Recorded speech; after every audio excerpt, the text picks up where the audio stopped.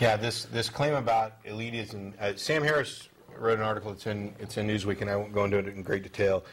That primarily focuses on Sarah Palin, but it also focuses on objections launched at Obama and others for being elitist. And he makes an incredibly good point, which I kind of touched on a minute ago, but I think it's worth kind of realizing. We want elite pilots to fly our planes. We want elite soldiers to fight in our armies. In any area where we really give a damn, we want the elite in that field. We want highly qualified people. Elitism somehow became a dirty word in the sense that it's kind of tied to this idea that they're looking down their nose at you, the little man. I guess that would better be represented by, arrogance and specifically, unjustified condescension or whatever.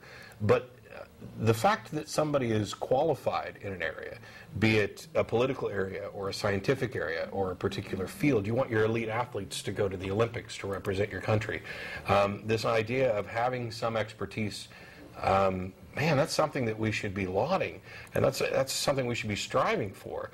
We should want the best people in different areas doing that work. Would you want, when you go to pick a brain surgeon for your child, do you want to find an elite brain surgeon, or would you rather pick somebody you'd have a beer with? I mean, and I don't mean to try and tie everything to politics, but not only has this claim of elitism been launched this way, both with regard to the politics and with regard to closed-minded scientists within Expelled, but this Massimo Pigliucci just wrote a great blog post about intellectual arrogance, about the fact that we must necessarily rely on experts in fields in order to gain knowledge about things that we simply don't have time or perhaps the ability to investigate ourselves. What we need to do is try to make sure that we're relying on good sources.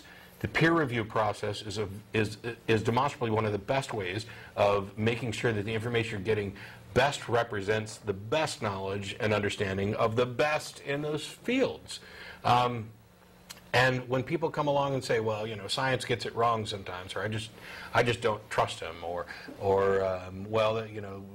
what about this religious idea, or I just don't believe them, it doesn't matter that they're experts, they seem to be kind of arrogant. No. Folding your arms and saying that you're going to reject responsible peer-reviewed science for no other reason than the fact that it disagrees with your preconceptions or you can't understand it, that is actually the height of intellectual arrogance. Yeah, what's arrogant is when you take somebody who's devoted, 10 years to just studying this and another 10 years of working with it in the field and saying, that guy knows no more than I do. Yeah. That's arrogant. Yeah. The logical fallacy with regard to an argument from authority, it's only a fallacy if you're citing an authority in one area. I'm actually talking, but that's okay. Citing an authority in one area for something else. The camera loves me. 4 out of 5 doctors say Jesus was God. Okay, they're doctors, but they have no expertise in this religion area, and I'm not sure that anybody does, by the way. But 4 out of 5 priests recommend, Dentine. Who cares? That's a fallacy. But when you get 4 out of 5 dentists, now you've got a real statistic from real experts. It's not a fallacy. It's not an argument. You may be misrepresenting statistics. You may, and that's something that happens a lot. But it's not a fallacy. We have authorities, and we have them for a reason. We strive to create new authorities, and we strive to expand the boundaries of the knowledge that these authorities possess.